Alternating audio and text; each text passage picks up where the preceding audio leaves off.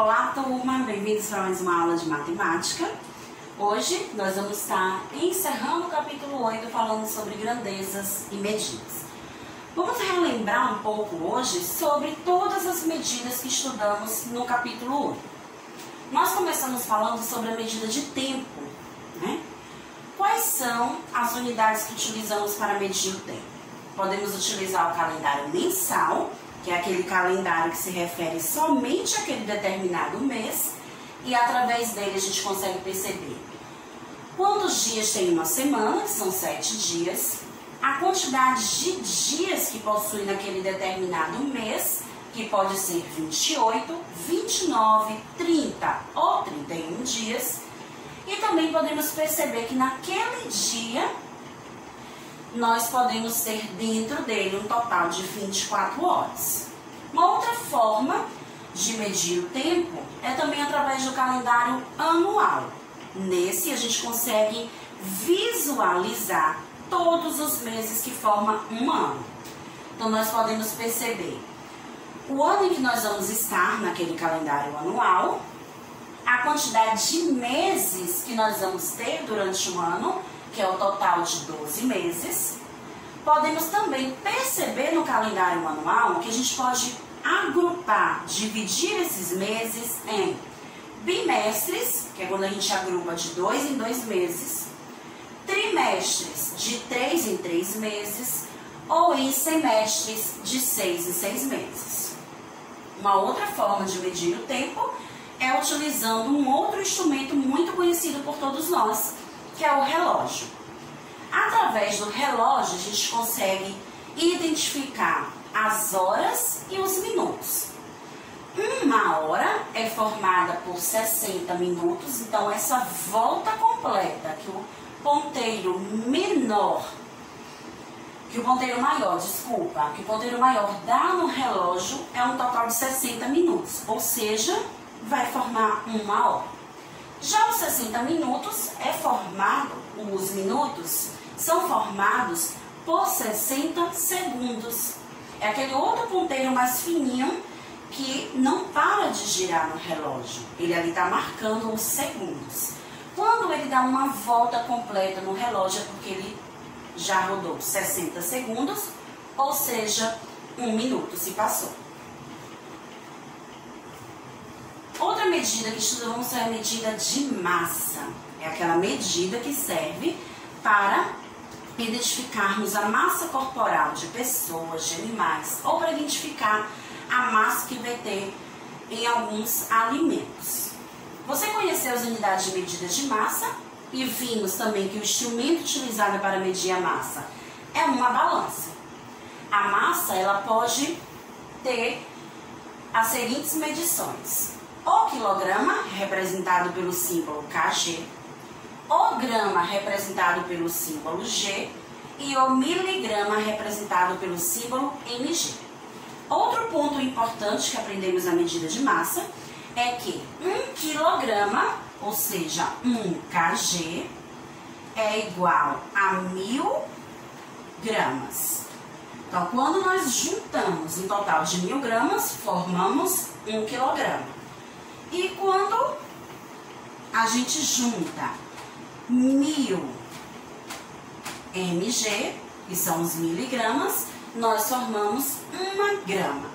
Então, vejam que é necessário agrupar sempre 1000.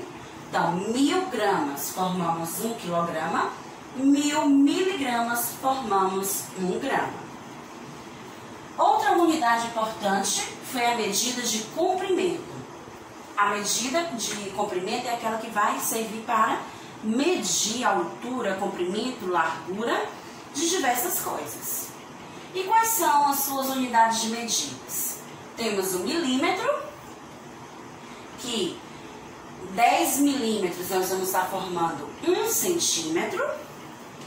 Temos também, quando agrupamos 100 centímetros, nós formamos outra medida, que é 1 metro. E quando formamos 1000 metros, né, nós estamos formando uma outra medida importante, que é 1 quilômetro. Então, essas unidades de medidas nós aprendemos na medida de comprimento. Relembrando, quilômetro metro, centímetro e milímetro. Medida de capacidade é aquela medida, aquela grandeza que nós vamos identificar a quantidade de líquidos que pode caber dentro de determinados recipientes. É uma grandeza que pode medir por meio de recipientes como garrafas e copos graduados. E quais são as unidades utilizadas nessa medida? É o litro, representado pelo símbolo L, e o mililitro, representado pelo símbolo ml. E aqui nós vamos ter o seguinte: nós temos 1 litro, que é formado pelo total de 1000 mililitros, ou seja, 1000 ml. Então, se a gente agrupa 1000 ml, nós estamos formando 1 litro. Outra medida que nós estudamos foi a medida de temperatura. Essa é medida utilizando esses instrumentos, para medir a temperatura ou de um ambiente aberto, ou de um ambiente fechado, de pessoas ou de animais, ou até mesmo de alimentos. A temperatura corporal e do ambiente são medidas por instrumentos chamados de termômetros. Nós temos aqui um termômetro muito utilizado em ambientes abertos, como cidades. Temos um termômetro digital utilizado em pessoas. Temos um outro termômetro utilizado também para pessoas ou para animais. E o último termômetro muito utilizado em restaurantes para medir a temperatura de alimentos. A unidade de medida de temperatura adotada no Brasil, que utilizamos para medir a temperatura, é o grau Celsius, representado pela letra C de Celsius, e esse símbolozinho, essa bolinha que fica ao lado esquerdo e acima da letra C, o grau. Então, nós quando vamos identificar esse símbolo, nós vamos ler grau Celsius. Uma outra dica importante que nós vamos perceber na aula de hoje é as transformações dessas medidas. Nas unidades de medida de massa, de comprimento e de capacidade, a gente transforma as medidas da seguinte maneira. Quando vamos transformar de uma unidade maior para a menor, nós devemos multiplicar o valor que queremos por 1000. Quando vamos transformar de uma unidade menor para maior, nós vamos dividir o número que queremos por 1000. Então, é importante lembrar dessa dica para que a gente responda nossos desafios que vamos ver agora. Vamos para o nosso primeiro desafio. Um ciclista percorreu 17 quilômetros. Quantos metros ele percorreu? E aí a gente vai lembrar da seguinte coisa. Na medida de comprimento, nós aprendemos sobre quilômetro, metro, centímetro e milímetro. Não é isso? Então percebam que o metro é a nossa unidade padrão. Quem está do lado direito são as unidades menores. Quem está do lado esquerdo são as unidades maiores. Então, se eu quero transformar de uma unidade maior para uma menor, eu vou multiplicar o número que eu quero, 17 quilômetros, vezes 1000. Então, 17 vezes 1000, nós vamos encontrar o resultado que queremos. Lembrando de outra regra da matemática. Ao multiplicar qualquer número por 10, 100 ou 1000, não precisa armar a continha. Vamos repetir o número que temos e acrescentar a quantidade de zeros que obtém o número que está sendo multiplicado. Então, se 1000 é formado por 3 zeros, acrescentamos 3 zeros, contamos as ordens para formar a classe, 1, 2, 3, acrescentamos o pontinho. Então, nós vamos ter 17.000 metros foi o que o ciclista percorreu. Então, transformei os quilômetros em metros fazendo uma multiplicação por 1000. Próximo exemplo. Sabendo que 1000 miligramas tem a mesma massa que 1 grama, complete os espaços. É importante a gente perceber a dica dada na pergunta. 1000 miligramas tem um total de 1 grama. Então, a gente precisa descobrir qual o número que nós vamos adicionar ao número que já está sendo dado para formar o total de 1 grama, ou seja, o total de 1000. Então, se eu já tenho no primeiro exemplo 300 miligramas, quanto eu preciso juntar ao número 300 para formar 1000? Ou eu posso fazer esse cálculo mental, eu posso também fazer esse cálculo através de uma subtração, pegando o número 1 grama, que vale 1000, e diminuindo por 300. Então, quando eu vou efetuar 1000 menos 300, vamos ver quanto nós vamos descobrir? Por que 1000? Porque 1 grama é igual a 1000 miligramas. Se o 300 equivale a 300 miligramas, eu tenho que diminuir as mesmas medidas. 0 menos 0, 0. 0 menos 0, 0. Não posso tirar 3 de 0, então eu vou emprestar. 10 tiro 3, 7. E aqui 0. Então, eu sei que o número que eu vou adicionar ao 300 são 700 miligramas. No outro, já temos um total de 2 gramas, ou seja, 1000 mais 1000, 2000 miligramas. Então, eu já tenho 700 mais 500 e preciso descobrir quanto eu vou adicionar para ter um total de 2000. 700 mais 500, nós temos um total de 1.200 miligramas. Também podemos descobrir essa resposta fazendo a operação inversa, a da subtração. 2 gramas equivale a 2.000 miligramas e vamos subtrair de 1.200. O resultado que encontrarmos será o número que vamos completar a nossa operação.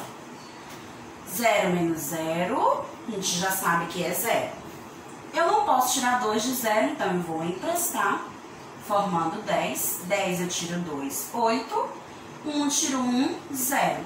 E assim nós encontramos o resultado 800 miligramas. Então, o número que nós vamos acrescentar é 800. Próximo exemplo. Em um banho de 10 minutos, com o chuveiro ligado, são gastos cerca de 90 litros de água. Para economizar água, Daniel resolveu reduzir seu banho para 5 minutos. Ou seja, ao invés de gastar 10 minutos, ele passa a gastar 5 minutos. Então, vamos para a nossa pergunta sobre esse enunciado. Letra A. Quantos litros de água um chuveiro ligado gasta por minuto? Então, vamos analisar essa pergunta com atenção para descobrirmos o que vamos fazer. Então, a gente viu no enunciado que 10 minutos ele gasta um total de 90 litros, certo? Agora eu preciso descobrir quanto ele vai gastar em 1 minuto. Ou seja, turma, nós vamos pegar o total em litros, 90, e vamos dividir por 10 minutos. Vamos descobrir quantos litros vão caber dentro de 10 minutos. Dessa forma, a gente vai encontrar o resultado para cada minuto, quantos litros vão ser gastos em cada minuto. Vejam que aprendemos que quando vamos dividir um número que termina em 0 por 10, não precisamos armar nenhuma conta. Nós vamos retirar os zeros, a quantidade de zeros que tem em cada número, e depois efetuar a divisão. Se o 10 tem um 0, eu tiro um 0 do 90, sobrando então 9. Ou seja, 9 dividido por 1, eu tenho aqui então que eu gasto por minuto 9 litros de água. 1 minuto eu gasto 9, 2 minutos mais 9. e assim por diante até chegar em 10 minutos, que dará o total de 90. Então, em cada minuto são gastos 9 litros de água. Letra B. Reduzindo seu tempo de banho para 5 minutos, quantos litros de água Daniel economizará em cada banho? Então, ao invés de Daniel tomar banho durante 10 minutos e ele passando a tomar banho em 5 minutos, ele vai economizar quanto de água? Se em 10 minutos ele gasta 90 litros, a gente quer descobrir o de 5 minutos. Vejam que 5 minutos é a metade de 10. Então, nossa resposta vai ser também a metade do total gasto em litros. Qual a metade de 90? Eu posso fazer isso fazendo uma divisão, que metade se refere ao número 2. Então, 4 vezes 2 são 8, para 9, 1. Abaixo 10, 5 vezes 2 são 10, para 10, nada. Então, minha resposta, 45 litros. Ou seja, a metade de 90 é 45. Então, se ele reduzir o seu banho para 5 minutos, ele irá economizar 45 litros de água. Então, turminha, nossa aula de hoje, a gente pode relembrar um pouco sobre as grandezas e medidas estudadas no capítulo 8. Falamos um pouco sobre medida de tempo, capacidade, massa, comprimento e também sobre temperatura. Relembre também em casa, revisando todo o capítulo 8 e respondam as páginas que Tia Rosa está solicitando na trilha. Tchau, tchau, e a gente se encontra em nossa próxima aula.